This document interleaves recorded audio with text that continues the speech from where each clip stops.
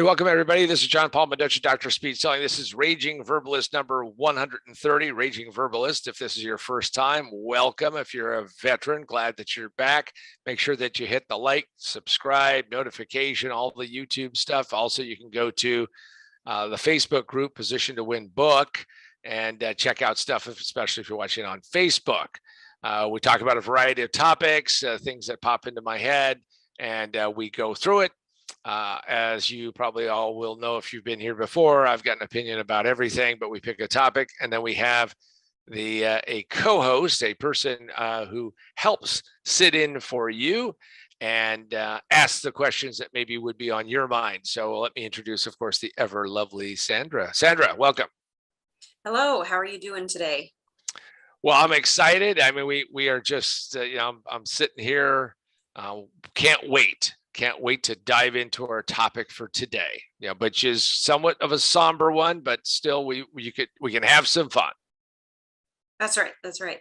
So I'll kick it off. What will you do for Memorial Day?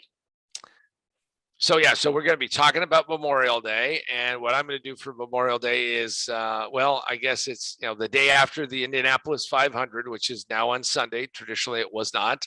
Have a day of real quiet, always interesting. Now I do have international clients, so I'll probably maybe talk to them.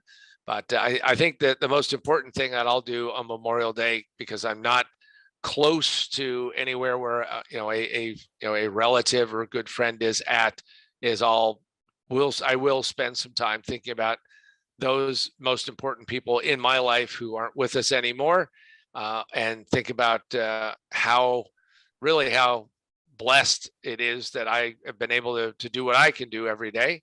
And more importantly, to think about how, there are people who have sacrificed to get me to where I am today. So that's kind of like what I'm going to do. I'll be thinking about that.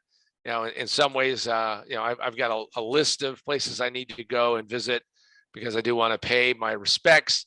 But again, people are spread out all over and all that. So, but what will you do, Sandra? What, inquiring minds want to know. Yeah, so every year we go out to the cemetery and lay flowers or, put flags out for those who've served. So that's kind of a good tradition. Started with my grandparents actually when I was little, and kind of have been doing it on my own ever since. And then there's also a Theodore Roosevelt documentary coming out on the History Channel. So excited to see that.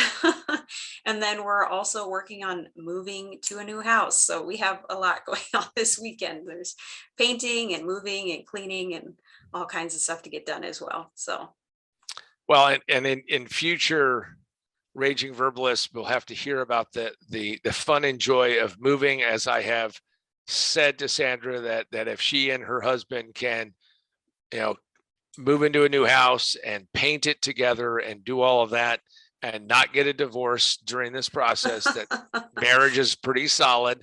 A good friend of mine who's sadly, he's gone too in memory.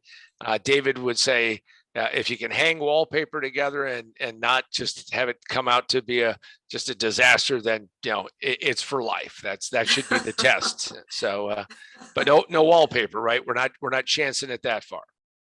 I would like to take some wallpaper down. So does that count? No, because taking it down is no. And by the way, if you don't have one of these, I will recommend something. And the quick disclaimer, if this is dangerous, don't hurt yourself, anybody out there.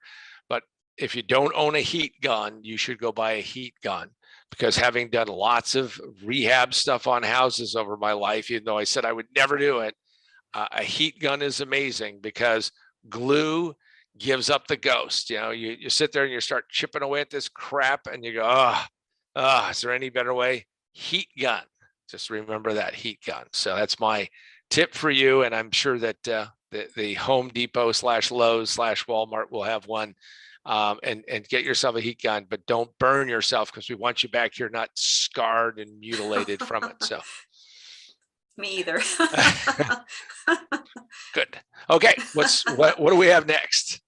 All right. So what did you do years ago? Well, so years ago, Memorial Day wasn't always on a Monday, because it's now the last Monday. It was a specific day. And what we would do, or what I would do, is get up as the little John, because one time I was a lot shorter and a lot thinner. But what I would do is get up at that point in time, and this is my introduction, is what you want to talk about. My best memories from Memorial Day is that my father would be in the garage, and we didn't have a phrase called man cave or anything. I mean, he literally had a folding chair, and he'd have a cup of coffee because it was morning, and he'd have his old Philco radio, and he would be listening live, because these guys hadn't figured out that this could actually be a profitable, put it on television kind of event. And he would be listening to the Indianapolis 500. So that was what I would do when I was really young. And then later on, as I got older, even though I wanted to go, and they changed the race, by the way, they made the race a little bit later. It had to be because of, people getting smart, is that my mother and my sister would put me in the car and we'd go out shopping, which is nothing better than to be in tow. But what I did was I got myself this little cool black RCA radio, and and this is the stuff that having done what I've done business wise. I mean, did these guys understand that you had this really cool looking black radio and this ugly white headphone? It was actually an earpiece. They didn't call it a headphone because it didn't go into both ears. And it was this ugly white one that looked like, off of, you stole it from some senior citizen's really bad hearing aid or something. And I used to walk around, and my mother would say, "You're being such a good guy, good boy," because I was listening to the race, for heaven's sakes, because they would put it on the radio. So that's what those are kind of my memories of early days. So how about yourself? What, I mean, sounds like in Nebraska, you guys, you've got a checklist and you follow it. That's right, we do. It's kind of like a every year tradition. It'd be like my grandma, my aunt, my mom, and then my sister and I. And well, I guess, well, they have a cemetery service after church, so you always do that, and then you always have the flowers that you put out, and then travel around to the different cemeteries, make sure all the flowers are out, and then you maintain them, if it's windy or something like that. Got to keep them looking nice. So yeah, there you go. So yeah. if you're looking for traditional service for Memorial Day, just go hang out in Nebraska. There you go. That's right. They still do it to this day, the same service. So there you go. That's it. All right. Excellent. Yeah. Okay. So what is the origin of Decoration Day, changed around 1919, now Memorial Day? So as the Civil War was kind of wrapping up, and for those of you who don't know what the Civil War is, well, shame on you, but anyhow, or proof positive that the U.S. school system really does suck on history. But as the Civil War was kind of going through its 1864, 1865, is that there was a day in which because so many people had died, I mean 600,000 died, and if you just look at it from a per capita, it's a crazy number. And what would happen, and they call it Decoration Day because they would go out and decorate, as you were just describing, they'd go out and decorate the tombstones and the graves and put flowers in memorial of those who had fallen. And that kind of tradition kept going on. And in fact, there's supposedly a commemoration, I don't know if it's commemoration date, but it was a point in time when it was now considered official. And that continued on. And of course, as the Civil War fades into history, it was after World War I, or during World War I, that they changed it from Decoration Day to Memorial Day. And it wasn't until really, I think it was 1971, that they put it at the first Monday or not first Monday, the last Monday in May. And they did that, of course, to, make it easier. And, that way, it worked out and everybody gets a 3-day weekend, which is, part of the deal. I mean, the sad news about all of these kinds of traditions is that unlike certain pockets, Nebraska, and other parts, probably, I'm sure, that what happens is that it becomes, just it's a 3-day weekend and nobody, maybe nobody remembers anything. But I think it's important tradition, and I think it's great to have that tradition, because I think, all of us need to have those kinds of things to hang on to. And more importantly, we do need to understand our history, because we're creating history for the future, and what we can do about that. All right. So how is this day different from Veterans Day?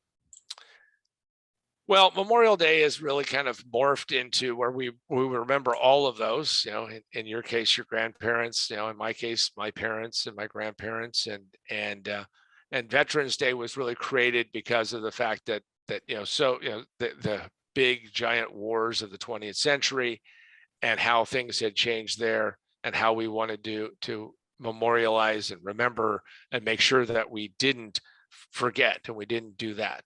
So I think that Memorial Day has kind of changed and morphed into a holiday, or really a day, to where you remember it. And it's probably the closest thing in the United States, especially if you're outside the US. This is like the Day of the Dead, and of course, when you say it that way, US is filled with great marketing people, is that, you don't want to say, hey, come on down to the Day of the Dead store, unless you're, Grateful Dead fan, or, Tim Burton fan or something. But what you want to do is you want to say, okay, how do we remember people? So the difference is that Veterans Day is absolutely focused on veterans, and the service that they provided, living or dead. And of course, Memorial Day is aimed at remembering those who are no longer with us. So is Memorial Day the unofficial kickoff for summer? So what Memorial Day is, and has become, is that whole idea that this is really the end of spring. Things have changed, and now we're going into summer for those traditionalists or calendarists, I guess we could say. Of course, I grew up in Colorado, where it still snows in May. When I was growing up, still does now, by the way. They when I left, they didn't say, okay, no more snow in May, but not saying that kind of thing. But what happened is that this was always the unofficial kickoff. And what that was, is that was kind of like, okay, now we're getting to summer, even though June 22nd is officially the kickoff for summer, but this is like the unofficial. This is where people are on, let's go out there. If you're up in the frozen tundra, the ice sheet has pulled back, and now you can kind of enjoy more of a a summer type weather, summer type things, barbecuing, drinking beer out there. I mean, later on, we would go camping. We eventually quit going camping, by the way, in Memorial Day weekend, because it was filled with lots of crazy people who didn't normally go camping. So we kind of avoided that. But that's, so is it the unofficial kickoff? I think so.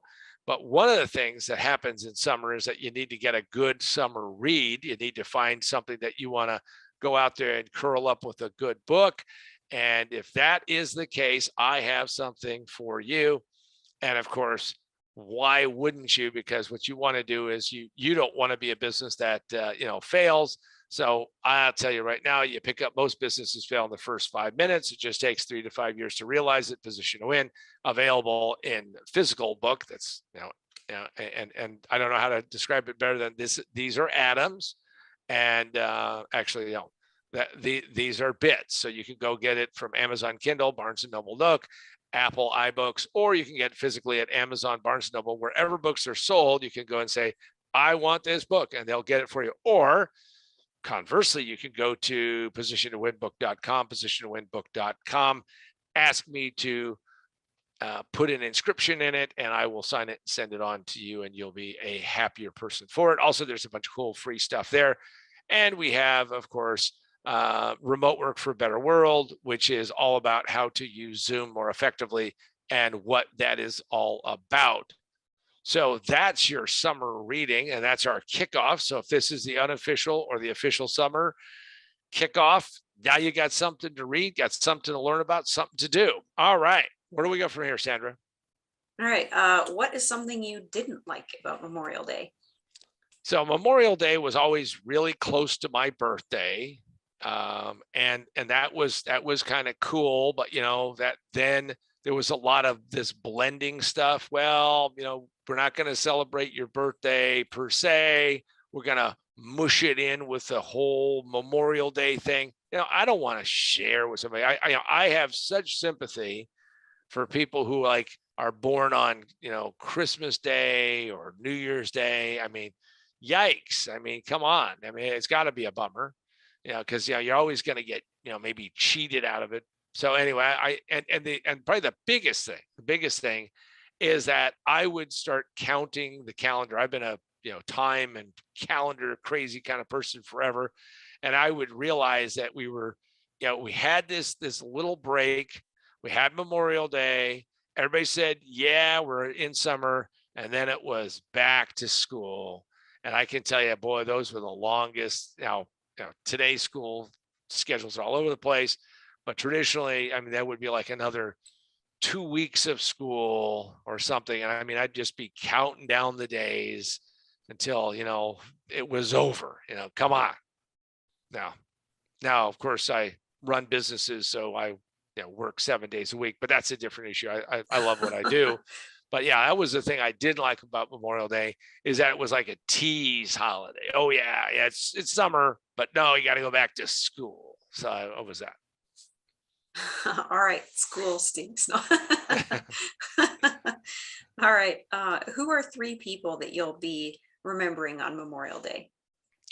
Well, I think it's an important question, because you always have to ask yourself, say, we get so consumed with our own lives, we get so involved in what we do, that we in fact tend to push off and not really think about or reflect. Aristotle said 2,400 plus years ago, something like that, that a life that is not reflected upon is not worth living. And part of that reflection is those that you have learned from, whether you didn't want to learn from them or not. And and you got to think about, so who are those people? My suggestion, what I would offer to all of you, is to make a list, so you actually do take a moment and think about it. So for me, it's my parents who are gone, and that that's one of those things that as you get older, as you go forward in life, it becomes a bigger deal. In some ways, it's kind of interesting. I mean, my mother had that sense of her, remembering people who are gone. We used to chide her and joke about it, but I kind of understand it better now. You get that perspective with time and age. So my parents, of course, and then my mentor in technology, Big Joe, huge influence in my life, and those 3 people I think about, especially on Memorial Day, and think about what they did for me. And I think that's important, because all of us need to do that. How about yourself, Sandra? Who are you going to be remembering on Memorial Day? Yeah, so I'm going to do more than 3, but all my grandparents, they're all gone now. And then my father-in-law, who we lost in 2020, all just really important people in my life, and very patriotic, and kind of like you were just saying, they were really good at remembering those past, who influenced them, where did you come from, that sort of thing. And so my grandparents on my dad's side in particular, they lived through the Depression.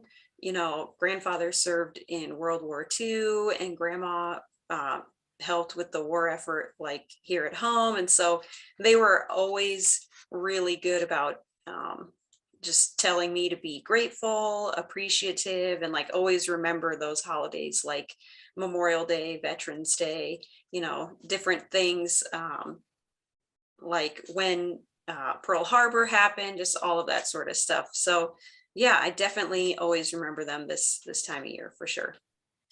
Well, and that's really good. And to me, that the importance of that is that we get so busy, so caught up in our day-to-day lives that it is easy to let this stuff slip by.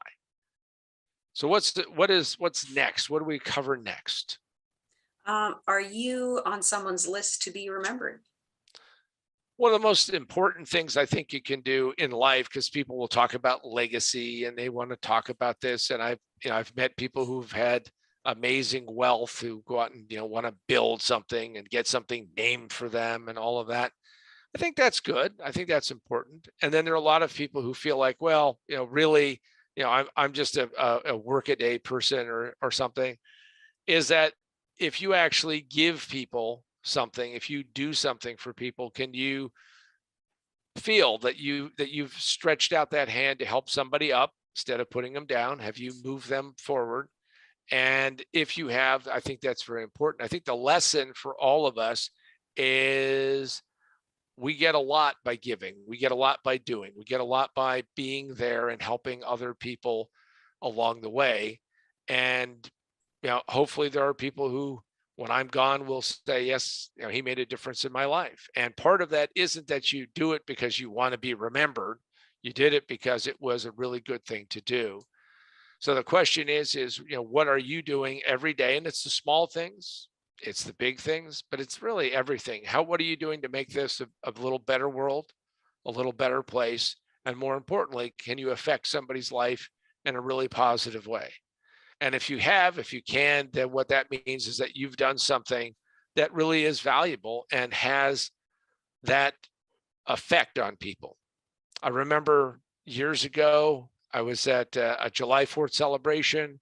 My wife and I were at Redlands University, and these were bench seats, Becky goes off to get some snacks because there's an intermission, and the entire row behind us was kind of this very raucous group.